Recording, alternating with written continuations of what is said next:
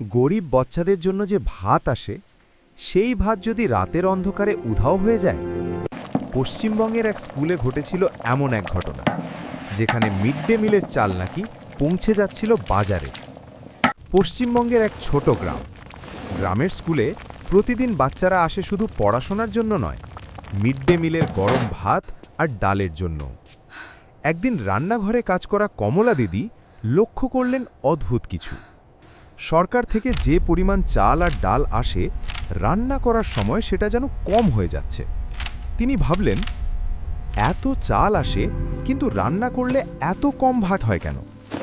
পরের দিন সকালে তিনি দেখলেন রাতের অন্ধকারে একটি ছোট ট্রাক স্কুলের পেছনে দাঁড়িয়ে আছে।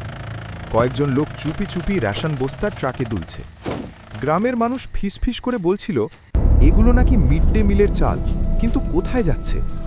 একদিন গ্রামের এক যুবক মোবাইলে পুরো ঘটনাটা ভিডিও করে ফেলল। ভিডিওতে দেখা গেল যে চাল বাচ্চাদের খাওয়ার কথা, সেই চাল বাজারে বিক্রি হয়ে যাচ্ছে। গ্রামের মানুষ ক্ষুব্ধ হয়ে উঠল। সবাই বলতে লাগল, এটা শুধু চুরি নয়, এটা তো গরিব বাচ্চাদের মুখের ভাত চুরি। খবর ছড়িয়ে পড়তেই তদন্ত শুরু হলো।